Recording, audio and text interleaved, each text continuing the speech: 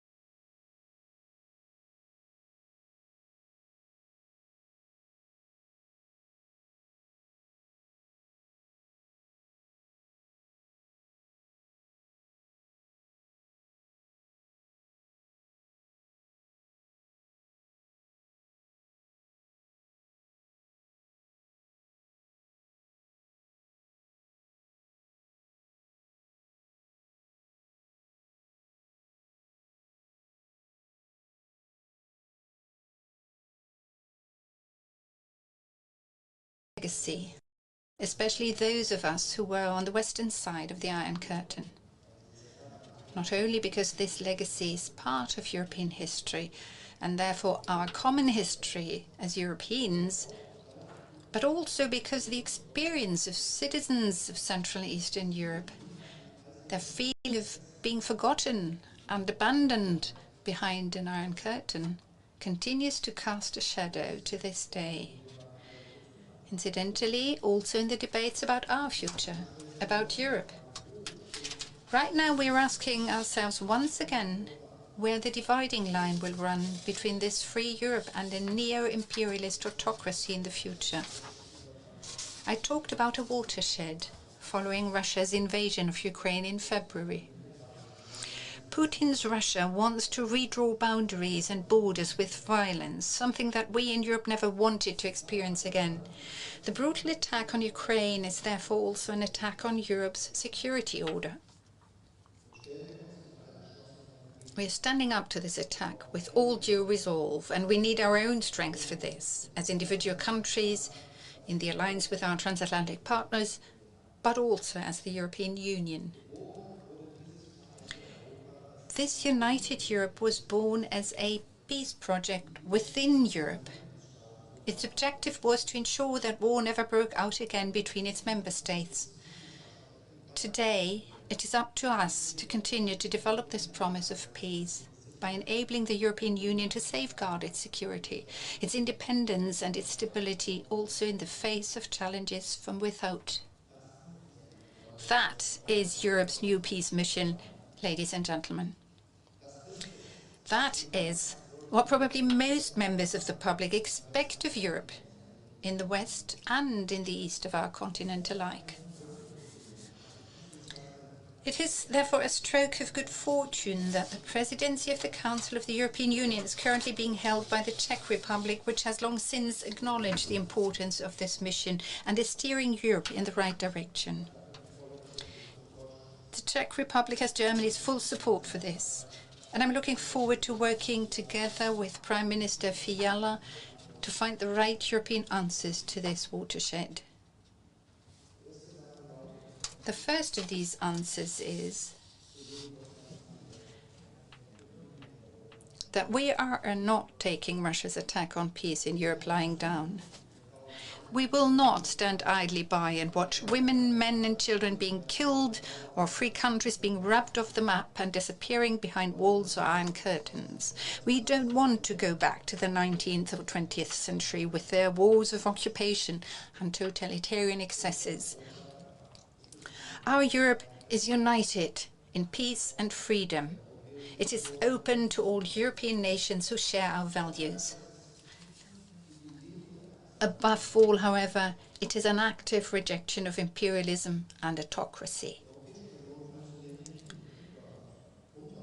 The currency of the European Union is not supremacy or subordination, but rather the acknowledgement of diversity, a level playing field between all of its members, as well as plurality and the balancing of different interests. And it is precisely this united Europe that is such anathema to Putin, because it doesn't fit into his worldview, in which smaller countries are forced to submit to a handful of major European powers.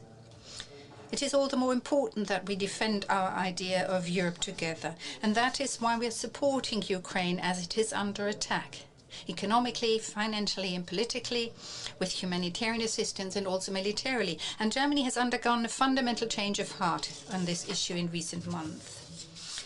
We will keep up this support reliably and above all for as long as it takes. This also goes for the reconstruction of the destroyed country, which will be a massive undertaking that will take generations to accomplish. This requires a dependable strategy. This will be the focus at an export conference that Commission President Ursula von der Leyen and I have invited Ukraine and its partners from all around the world to attend in Berlin on the 25th of October. In the coming weeks and months, we will moreover be sending Ukraine new state-of-the-art weapons, such as air defense and radar systems and reconnaissance drones. Our most recent package of arms deliveries alone is worth €600 million. Our objective are modern Ukrainian armed forces that are able to defend their country on a permanent basis. However, we must not content ourselves with supplying Kyiv with equipment that we ourselves can do without at the moment. We need greater planning and coordination also here. Together with the Netherlands, we have therefore launched an initiative seeking to achieve a long-term and reliable division of labor between all partners of Ukraine. I can, for example, imagine that Germany will assume special responsibility in terms of building up Ukraine's artillery and air defense capacities. And we shouldn't waste time in reaching agreement on such a system of coordinated support, thus underscoring our commitment to a free and independent Ukraine in the long term. Like we did at the European Council in June, when we joined hands and said, yes, Ukraine, the Republic of Moldova, and down the line also Georgia, and of course the 6 countries of the Western Balkans belong to the free and democratic part of Europe. Their accession is in our interest. I could explain this in demographic or economic terms, or in keeping with Milan Kundera, from a cultural, ethical or moral perspective. All of these reasons are valid, but what is clearer than ever today is the geopolitical dimension of this decision. Realpolitik in the 21st century, or sacrificing partners on the altar of lazy compromises.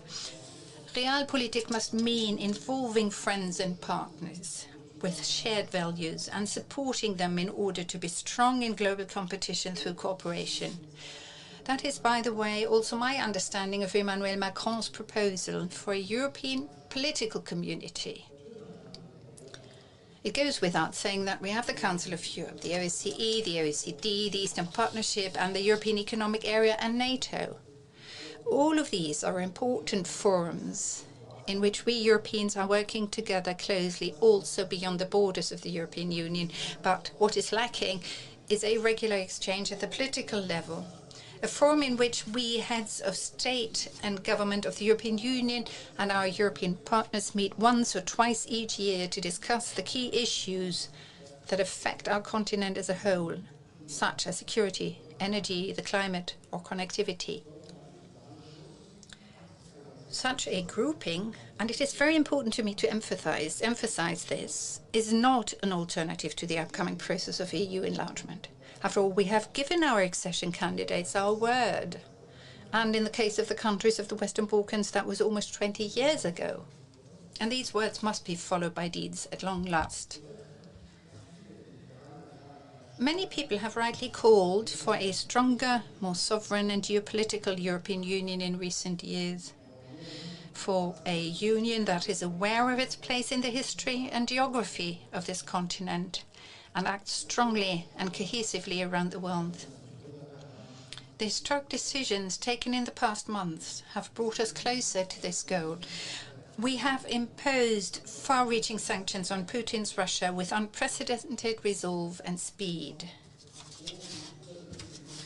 Circumventing the debates that were typical of the past, we have taken in millions of women, men and children from Ukraine seeking refuge here with us.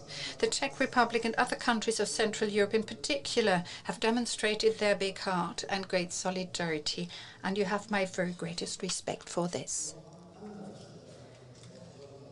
And we have breathed new life into the word solidarity in other areas too. We are working more closely together in the area of the energy supply. Just a few weeks ago, we adopted European reduction targets for gas consumption. Both of these things are essential with a view to the coming winter, and Germany in particular is most grateful for this solidarity. You are all aware of the resolve with which Germany is currently working to reduce its dependence on fuel supplies from Russia. We're building up alternative capacities for importing liquid natural gas and crude oil. And we're doing this in a spirit of solidarity, also by thinking of the needs of landlocked countries such as the Czech Republic. This is the promise that I made to Prime Minister Fiala during his visit to Berlin in May. And we will doubtlessly underscore this solidarity once again at our meeting today. After all, the pressure of change on us Europeans is set to increase, irrespective of Russia's war and its impacts. In a world that is home to 8 and perhaps 10 billion people in the future, each and every one of our European nation-states is, taken by itself, much too small to stand up for its interests and values alone.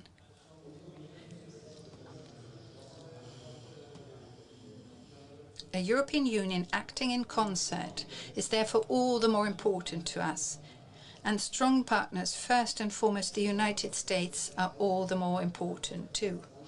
The fact that a card-carrying transatlanticist in the guise of President Biden is in the White House these days is a blessing for us all.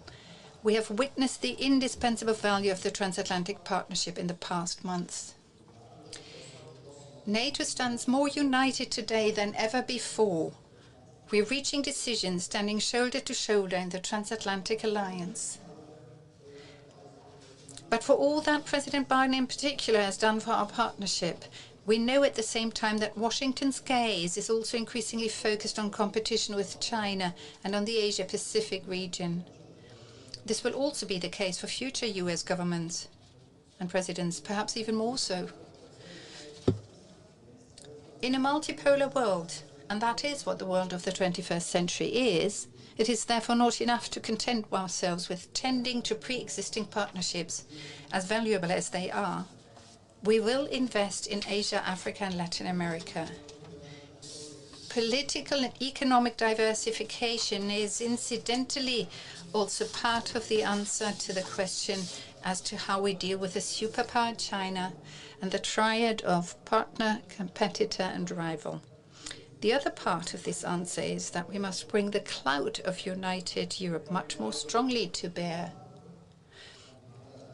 Together we stand the very best chance of helping to form and shape the 21st century in our own European vein, as a European Union of 27, 30 or 36 countries, which will then have over 500 million free citizens enjoying equal rights, with the biggest internal market in the world, with leading research institutes and innovative companies, with stable democracies, with social welfare and a public infrastructure that is without parallel around the world.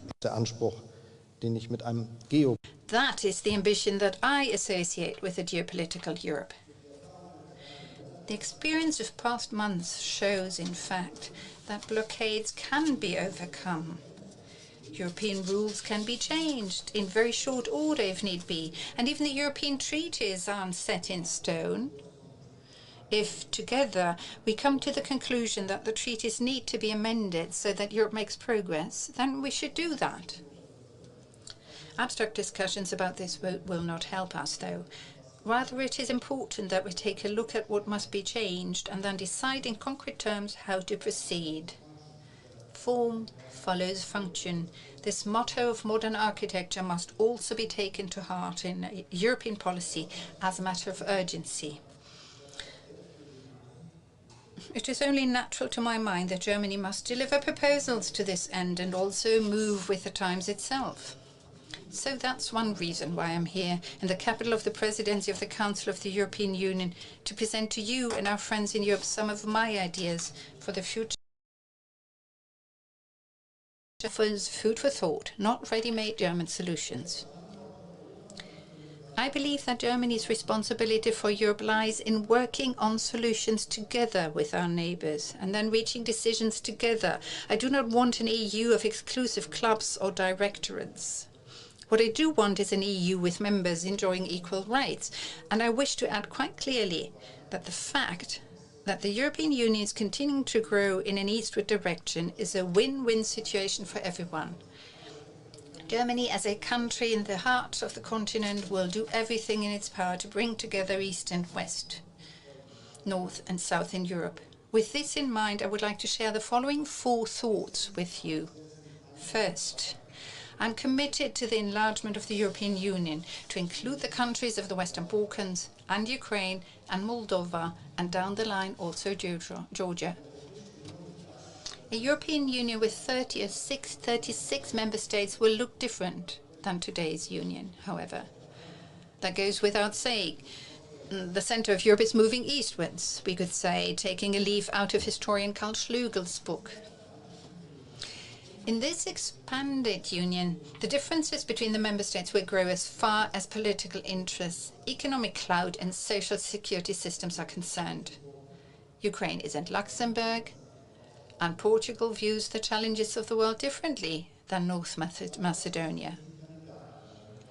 First and foremost, the candidate countries are required to fulfill the criteria for accession, and we will support them in this endeavour to the best of our abilities. But we must also make the European Union itself fit for this major enlargement. That will take time, and that is why we have to start this process now.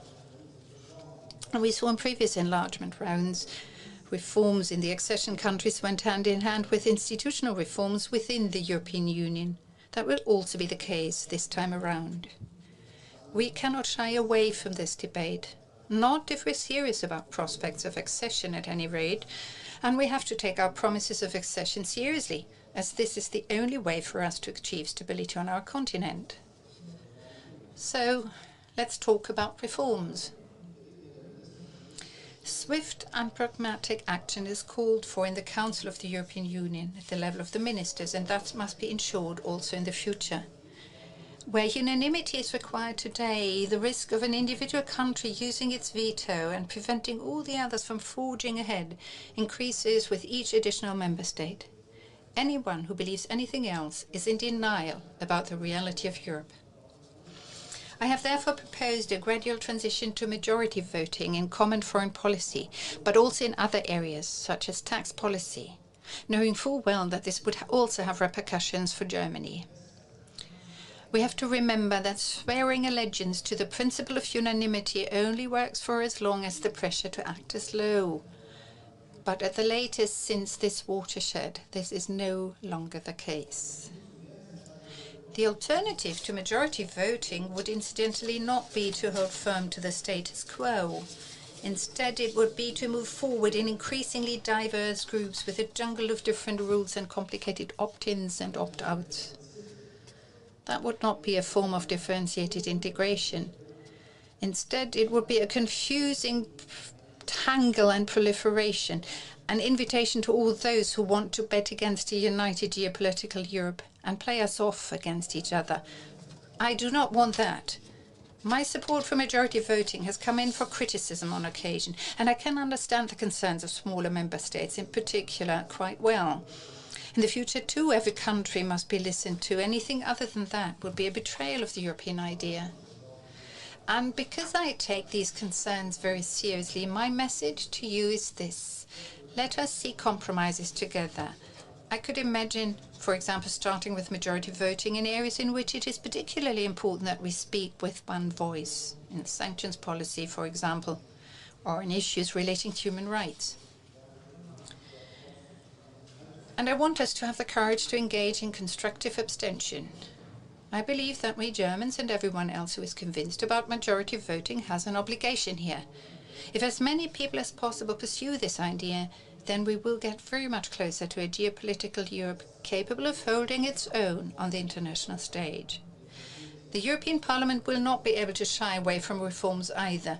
It's for good reason that the treaties provide for an upper limit of 751 MEPs. We will exceed this number when new countries join the European Union, however, at any rate when we expand Parliament by the seats to which the new member states would be entitled under the rules in force to date. If we don't want the European Parliament to become bloated, then we need a new balance as far as its composition is concerned. And we need to do this while also respecting the democratic principle according to which each electoral vote carries roughly the same weight. And last but not least, the right balance between representation and functionality is also at stake in the European Commission. A commission with 30 or 36 commissioners would reach the limits of its ability to function. If, moreover, we insist that each commissioner be responsible for a separate policy area, this would lead, if you will allow me to call to mind another great son of this city, to a Kafkaesque state of affairs. At the same time, I know how important it is for all member states to be represented in Brussels by their commissioner. That is also important, as it shows that everyone has a seat at the table in Brussels. Everyone takes decisions together, and that's why I don't want to change the principle of one commissioner per country. But what's wrong with having two commissioners who are jointly responsible for one and the same Directorate General? This isn't just a feature of day-to-day work in the decision-making bodies at companies around the world. Such solutions also exist in the governments of a number of member states, both in external representation and in the internal distribution of responsibilities. So let's seek such compromises for a Europe that works. Der zweite Gedanke, den ich mit The second thought I want to share with you is bound up with a term we have often discussed in recent years, European sovereignty. My interest here is not in semantics. After all, what European sovereignty means, in essence, is that we grow more autonomous in all fields, that we assume greater responsibility for our own security, that we stand yet more united in defense of our values and interests around the world. We are not only forced to do so by Russia's attack on the European peace order. I've already mentioned the dependencies we got ourselves into. Russian energy imports are a particularly striking example, but they are far from the only one. Take, for example, the shortages in the supply of semiconductors. We need to put an end to such one-sided dependencies as quickly as we can. Europe owes its prosperity to trade. We must not leave that field to others. We therefore need additional, durable free trade agreements and an ambitious trade agenda.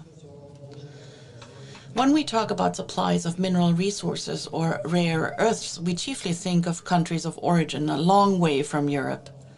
One key fact is often overlooked, however, namely that much of the lithium, cobalt, magnesium, and nickel our businesses so desperately rely on is already here in Europe. In every mobile phone, in every car battery, valuable resources are waiting to be tapped. So, when we talk about economic sovereignty, we should also talk about using that potential a lot more efficiently than we already do. In many instances, the technology to do so is already in place. What we need are common standards for the transition to a real circular European economy, what I call a strategic update to our internal market. Economic independence doesn't mean self-sufficiency. That cannot be the goal of a Europe that has always benefited and continues to benefit from open markets and trade. But we do need a game plan, something like a Made in Europe 2030 strategy. What this means in my eyes is that in those areas where Europe has fallen behind Silicon Valley, Shenzhen, Singapore, or Tokyo, we will fight our way back to the top. Thanks to a real and major European effort, we have already made progress on the chips and semiconductors so vital to our industry. Only recently, for instance, Intel announced plans to invest billions in France, Poland, Germany, Ireland, and Spain, a huge step towards a new generation of made-in-Europe microchips. And that's just the start. With companies like Infineon, Bosch, NXP, and Global Foundries, we're working on projects that will make Europe a world leader in technology. In fact, our ambition will not be limited to merely manufacturing things in Europe that can be also produced elsewhere. I want a Europe that leads the way on important key technologies. Take future mobility. Data will play a crucial role,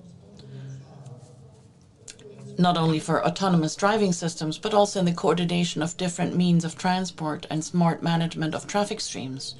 That is why we need a single cross-border European space for mobility data as soon as possible. We have made a start in Germany with a mobility data space. Let's connect it up with all of Europe. It's open to anyone who wants to get something moving. That way we can be global pioneers. On the subject of digitalization, we have to think big and include space. After all, sovereignty in the digital age will depend on space-based capabilities. Independent access to space, modern satellites, and mega constellations. All of these are crucial not only to our security, culture, and not least to the digital transition, and I'm thinking pan-European broadband internet. Commercial players and startups are playing an ever greater role on this, as we see in the United States. That's part of the reason why, in the interests of a strong, competitive European space sector, we need to promote such innovative businesses alongside the established players. Only then will there be a chance of the next SpaceX being a company from Europe. Last but not least, our great goal of becoming a climate-neutral European Union by 2050 provides us with a huge opportunity, namely to be the first mover in a field that is crucial to the future of humankind by developing and maturing the technologies here in Europe that are needed and used around the world. On electricity, I'm thinking of the creation of a grid and storage infrastructure for a real internal energy market which supplies Europe with hydropower from the north, wind from the coast, and solar energy from the south reliably, both in summer and in winter. I'm thinking of a European hydrogen network connecting producers and consumers and triggering a European electrolysis boom. I'm thinking of the densest possible network of vehicle charging points in each of our countries for electric cars, but also for HGVs. And I'm thinking of investment in new climate-neutral aviation fuels and in the associated infrastructure, for instance, at airports, so that the goal of climate-neutral air travel does not remain a dream, but becomes a reality with its origins here in Europe. This environmental and digital transformation of our economy will require considerable private investment. The basis for this is a strong and solvent EU capital market and a stable financial system. The Capital Markets Union and the Banking Union are therefore crucial to our future prosperity. Ladies and gentlemen, all of these are steps towards European sovereignty. Let me pick up one other point, because it plays a crucial role in sovereignty and with regard to the war in Eastern Europe. We need better synergy in Europe between our defense efforts. Compared to the United States, there are many times more different weapon systems in the EU. That's inefficient because it means our troops need to train on many different systems. Maintenance and repair are more expensive and difficult too. The uncoordinated shrinkage of European armed forces and defense budgets of the past should now be followed by a coordinated growth in European capabilities. Next to joint manufacturing and procurement, this will require our businesses to cooperate even more closely on arms projects. That makes ever closer coordination at the European level indispensable. It is therefore high time to have separate meetings in Brussels, not only of our agriculture and environment ministers. In these times, we need a separate Council of Defense Ministers. To improve the collaboration of our armed forces in very practical terms, we already have a number of tools to hand. Alongside the European Defence Agency and the Defence Fund, I'm thinking chiefly of cooperation like that already being practiced in OCCAR. In the same way that we started to open the borders of the Schengen area with 7 countries back in the day, this can become the nucleus of a Europe of joint defence and armament. For that to happen, we will have to review all our national caveats and regulations, such as those pertaining to the use and export of jointly manufacturing systems. But that needs to be made possible in the interests of our security and our own sovereignty, which do ultimately depend on European armament capabilities. NATO remains the guarantor of our security. It is also true to say, however, that every improvement, every step towards greater compatibility between European defense structures within the framework of the EU strengthens NATO. We should learn lessons from what happened in Afghanistan last summer. In future, the EU must be in a position to respond quickly and effectively. Germany will therefore work with other EU partners to ensure that the planned EU Rapid Response Force is ready for deployment in 2025 and provide the core troops for it. That will require a clear command and control structure. We consequently have to equip the permanent EU planning and conduct capability, and in the medium term, a real EU headquarters with all the requisite finances, personnel and technology. Germany will assume that responsibility when we head the Rapid Response Force in 2025. Also, we ultimately have to make our political decision-making processes more flexible, especially in times of crisis. What that means to me is fully exploiting the room for maneuver provided by the EU treaties. And yes, that specifically includes making even greater use of the option of entrusting missions to groups of member states prepared to undertake them, known as the coalition of the willing. That is EU division of labor in its best sense. It has already been agreed that Germany will support Lithuania with a rapidly deployable brigade and NATO with additional high readiness forces. We're supporting Slovakia in air defense and other areas. We are compensating the Czech Republic and other countries with tanks of German build for their provision of Soviet tanks to Ukraine. At the same time, we have made an agreement for our armed forces to collaborate more closely.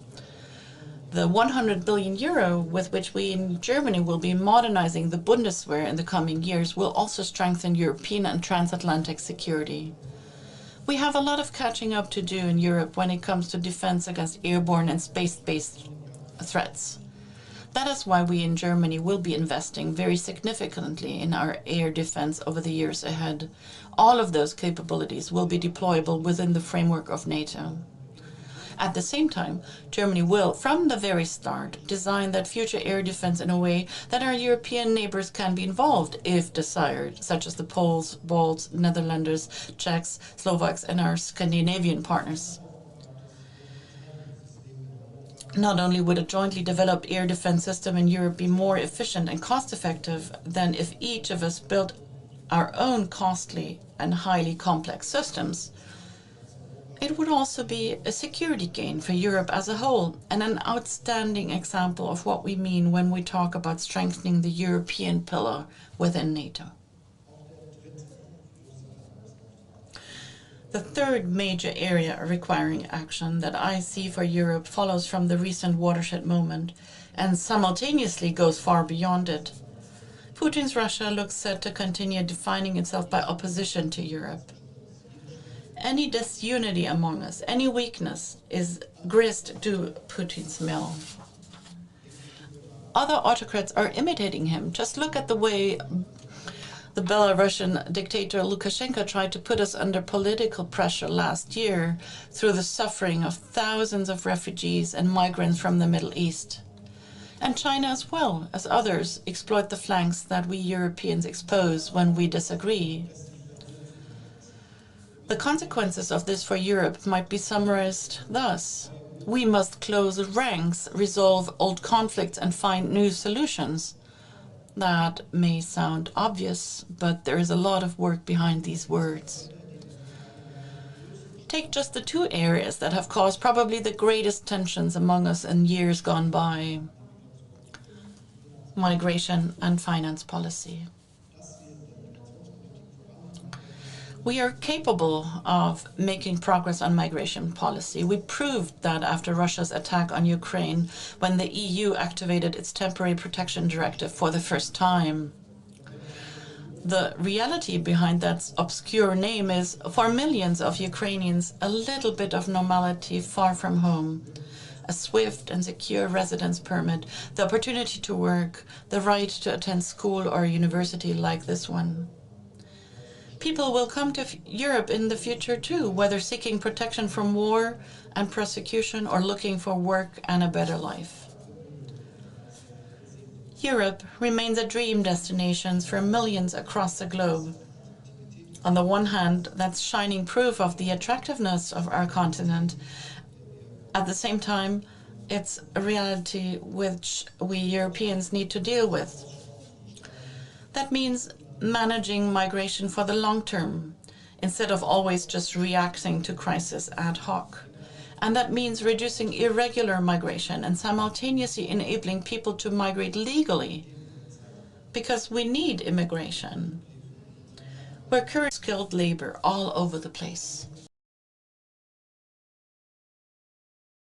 Me as key. Firstly, we need more binding partnerships with countries of origin and transit as equal partners. If we offer workers more legal routes to Europe, there must in return be more readiness on the part of countries of origin to enable their own citizens to return when they have no right to remain. Secondly, functioning migration policy includes protection of external borders that is both effective and aligned with our standards of due process. The Schengen area, border-free travel, life and work, stands or falls with that protection.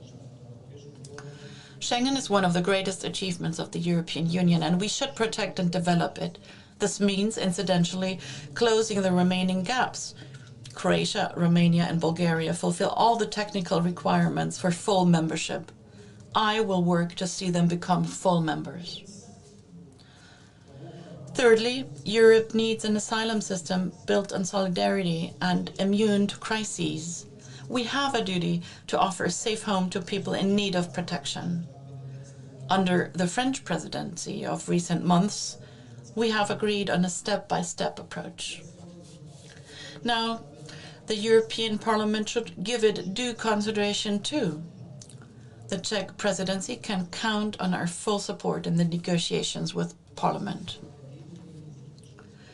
And finally, we should be swifter than before in giving people who are legally in the EU as beneficiaries of protection the opportunity to take employment in other EU member states, to use their skills where they're needed. And because we're not naive, we need to prevent abuse at the same time, in cases, for instance, where there is no actual desire to work. If we can manage that, then freedom of movement won't result in overwhelmed social security systems. That way, we will secure lasting public support for this great European freedom. Ladies and gentlemen, the field that, next to migration and policy, has most divided us Europeans in recent years is fiscal policy. However, the historic recovery program agreed on during the COVID crisis marks a turning point.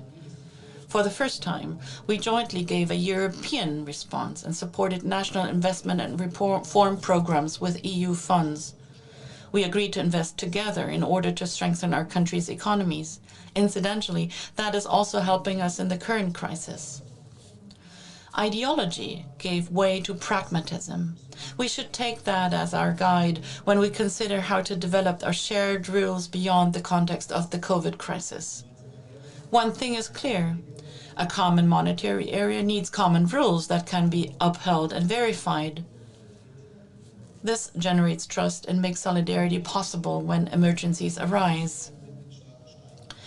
Now, the crises of recent years have caused debt levels to rise in all member states. We therefore need an agreement on how we intend to bring those high levels down. That agreement has to be binding, facilitate growth, and be politically marketable.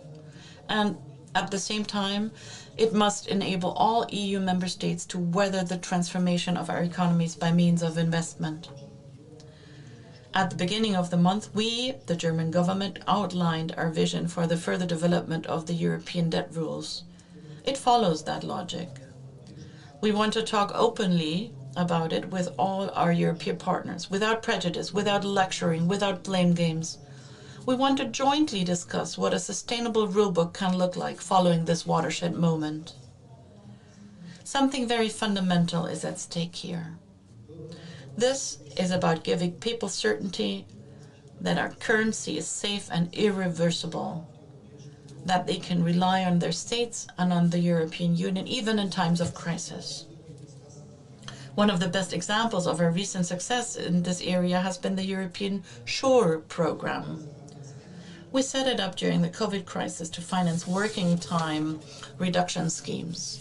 More than 30 million people across the EU have benefited from it, which equates to 1 in 7 workers who would have presumably been out of a job otherwise. At the same time, creating that incentive at the European level has allowed us to introduce the successful model of working time reduction almost everywhere in Europe. The result is a more robust labor market and healthier businesses throughout Europe. That's how I envisage pragmatic solutions in Europe now and in the future. This watershed movement should make European politics seek to build bridges rather than tear open trenches. The public expect an EU that delivers. The outcome of the Conference on the Future shows that very clearly.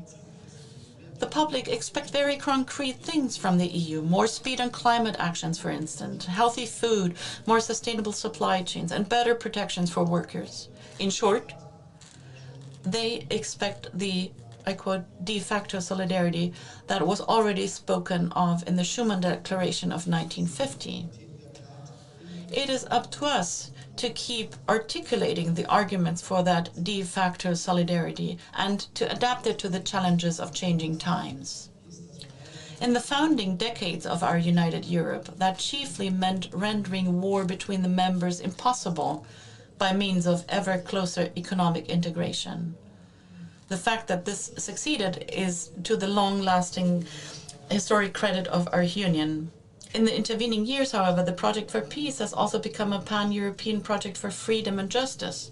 That is primarily thanks to those countries which didn't join our community until later, the Spanish, Greeks, and Portuguese, who turned to a Europe of freedom and democracy after decades of dictatorship. And then the people of Central and Eastern Europe, whose fight for freedom, human rights, and justice won through the Cold War. Among them were many courageous students of this university, whose call for freedom on a dark November night in 1989 was so loud that it became a revolution. That Velvet Revolution was a stroke of luck for Europe. Peace and freedom, democracy and the rule of law, human rights and human dignity. These values of the European Union are a heritage we gained together. At this, of all times, facing the renewed threat to freedom, pluralism, and democracy in the east of our continent, we feel that connection especially strongly. States are maintained by the ideals which gave them birth. It was one of the most famous professors of this university who expressed that idea. Tomáš Masaryk, who would later become president of Czechoslovakia. That sentence applies to states, but it also applies to the EU, our community of shared values. And because values are essential to the EU's continued existence, it concerns us all when those values are violated, both outside Europe and even more so within Europe. That is the fourth thought I want to share with you today. This is why it worries us when there is talk right in the middle of Europe of illiberal democracy, as if that weren't a contradiction in terms. We therefore cannot stand by when the principles of due process are violated and democratic oversight is dismantled. And just to make this absolutely clear, there must be no tolerance in Europe for racism and anti-Semitism. That's why we are supporting the Commission in its work for the rule of law. The European Parliament is also following the subject with close attention. I'm very grateful for that. We should not shy away from using all the means at our disposal to correct failings. Surveys show that everywhere, including incidentally in Hungary and Poland, a large majority of the general public actually want the EU to do more to stand up for freedom and democracy in their countries. Those means include the rule of law procedure under Article 7. Here, as well as elsewhere, we need to come away from the ways in which progress can be blocked. It also seems sensible to consistently tie payments to the maintenance of standards of due process, as we have done with the 2021-2027 financial framework and the recovery fund in the COVID crisis. And we should give the Commission a new way to launch infringement proceedings when there are breaches of what unites us at the very core, our fundamental values enshrined by all of us in the EU Treaty of human dignity, freedom, democracy, equality, the rule of law, and defense of human rights. At the same time, I would prefer not to have arguments about the rule of law go all the way to court. What we therefore most need, next to all the procedures and sanctions, is an open dialogue at the political level about failings, which exist in all countries. The Commission's report on the rule of law, with its country-specific recommendations, provides a good basis for this. We will keep a close political eye on the implementation of those recommendations and do our housekeeping too. After all, the rule of law is fundamental, a fundamental value which should bind our union together, especially at this time, with autocracy challenging our democracies. It is more important than ever. Ladies and gentlemen, I've already mentioned the brave students of this university who set the Velvet Revolution in motion on the night of November 17, 1989. On the university campus in Albertov Street, where their protest began, a small bronze plaque today commemorates the moment. It bears two sentences, and I hope my pronunciation is more or less right. Kdy když ne teď, kdo když ne my. In German, wann, wenn nicht jetzt? When, if not now? Who, if not me? Speaking today from Prague, I want to shout out those sentences to all Europeans, to those already living in our union, and those hopefully joining us soon. I want to shout them out to the political decision makers, my colleagues and counterparts with whom we tussle on a daily basis in the search for solutions in Brussels, Strasbourg, and our capitals. This is about our future, which is called Europe. That Europe is being challenged today as never before. When, if not now, as Russia tries to shift the line between freedom and autocracy, will we lay the cornerstones of an enlarged union of freedom, security, and democracy? When, if not now, will we create a sovereign Europe that can hold its own in a multipolar world? When, if not now, will we overcome the differences that have hobbled and divided us for years?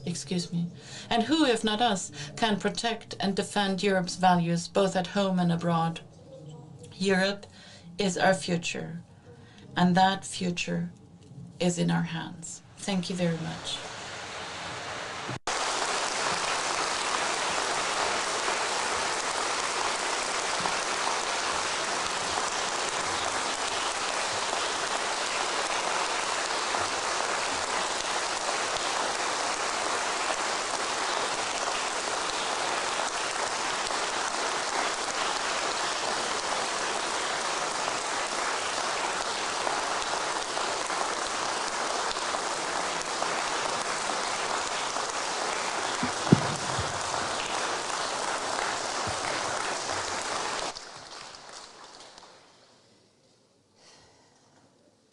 Vážený pane kancléři, dovolte mi vám z celého srdce poděkovat za vaši velmi důležitou přednášku a za váš krásný proslov, který pevně věřím se zapíše do historie evropské integrace. Já bych vás všechny moc ráda pozvala k číši vína, kterou máme pro vás připravenou v reprezentačních prostorech. Určitě je toho mnoho, co teď cítíme a chceme spolu navzájem probrat. Předtím, než se tam odebereme, vás všechny moc poprosím, abychom nechali pana kancléře a jeho delegaci odejít přednostně vzhledem k jejich nabitému programu. A pak už se moc budu těšit, že se společně nad číší vína potkáme. Vážený pane kancléři, chci vám ještě jednou poděkovat a popřát hodně sil a hodně zdaru. A vám všem, co jste se dnes k tomuto velmi významnému okamžiku připojili, chci poděkovat za pozornost a za účast na naší dnešní akci. Děkuju.